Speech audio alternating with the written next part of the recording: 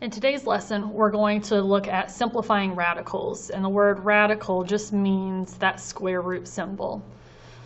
So today we don't want to have decimal answers, and so it's going to be kind of like a fraction. If I gave you guys a fraction like 2/4, I expect that you guys know that you could divide 2 from both terms and that you would get 1/2.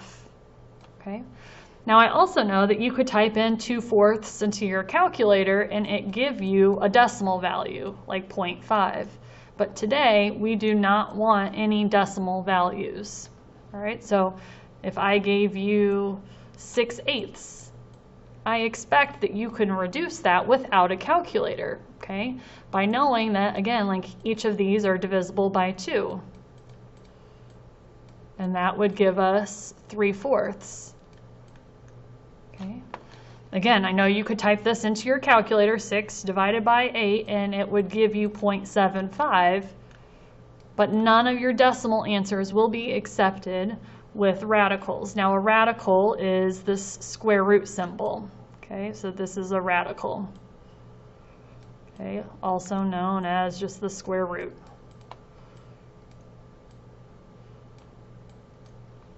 All right, so since I have a square root, we're going to be focusing on, do we have any squares, or do we have any 2, since a square means 2 of the same thing? That's what we're going to be looking for. So here's my notes for you guys. When you're simplifying a radical, when I say we're not going to use a calculator, I mean that we're not going to use a calculator to get a decimal.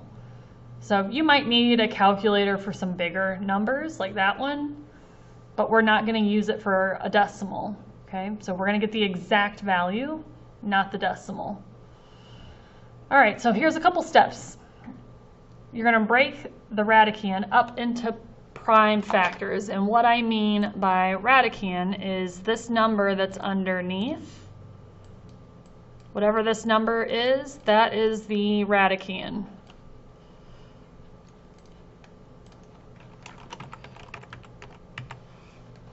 Okay. So we're going to break it up into prime factors, and I'll explain a little bit more here. And then it's going to say we're going to group pairs of the same number, simplify if we can, and then if we can multiply any numbers in front of the radical, we'll do so, and we'll multiply any numbers that are in the radical. So if I ask you to break up 20, give me 2 numbers, any 2 numbers that you think of that multiply to be 20, and I don't care what you pick as long as they multiply to be 20. So I could say 4 times 5, 2 times 10, whatever you think of, that's what you're going to write down. And you keep going until you can't break the numbers down. So 2 can only break down into a 1 and a 2, so I can't go further. 10 I could break down into a 2 times 5. So 2 times 2 times 5 is 20. But I'm going to group any pairs of the same number. So I have a pair of 2s. Right? So that number gets to come outside of the square root. This does not have a pair, so it is stuck underneath the square root. So a square root 20 simplifies to 2 root 5. Okay. Let's look at 125. I need any 2 numbers that can multiply to be 125, like 5 times 25. 25 breaks down into 5 times 5. So because we're dealing with square roots, and square implies 2 of something, do we have 2 of the same number? Yes, I have 2 5s. So I get to bring a 5 outside of the square root. This 5 does not have a pair, so it is stuck underneath the square root. So square root 125 simplifies to 5 root 5. Okay. Break down 12. Any two numbers that you think of that multiply to 12, like 4 times 3. 4 breaks down to 2 times 2. Do you have any pairs? Yes, you have a pair of 2's. So I'm going to bring the 2 outside. The 3 does not have a pair, so it is stuck underneath.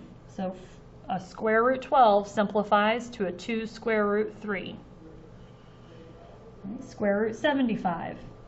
25 times 3. And 25 breaks down to 5 times 5. Okay, do I have any of the same number? Do I have a pair? Yes, I have a pair of 5's. So the 5 comes outside of the square root, and I have this 3 left over, so it's going to stay underneath. So a square root 75 reduces to a 5 root 3. Now let's look at 48. 48's even, so I can say 2 times 24. Any two numbers for 24, like 4 and 6. 4 breaks down to 2 times 2. 6 breaks down to 2 times 3. Now look, I've got a couple pairs. So here's a pair of 2's. So I'm going to bring the 2 outside. I have another pair of 2's.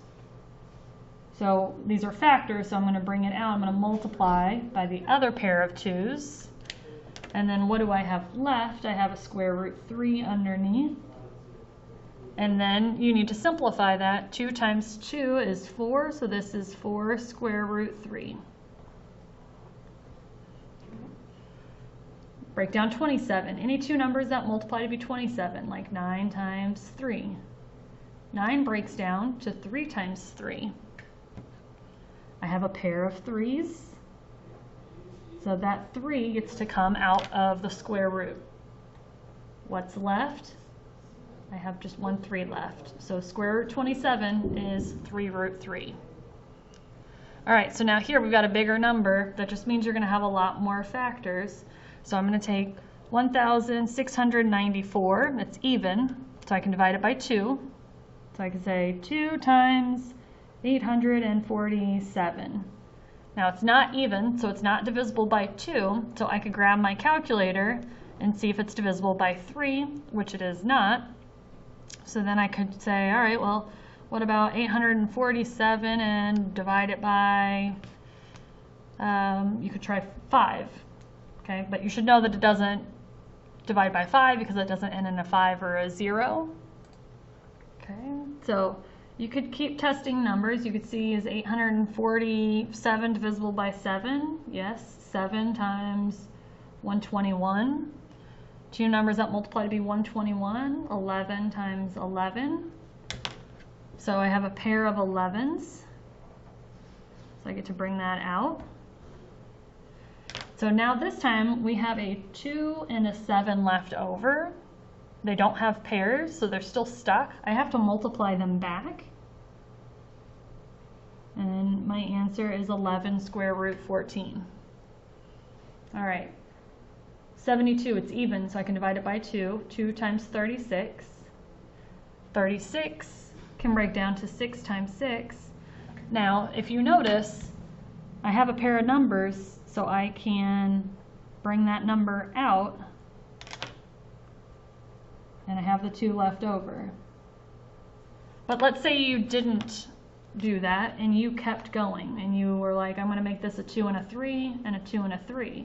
Then I would have brought a 2 out and a 3 out, which would have multiplied to that 6 anyways. So there's my final answer.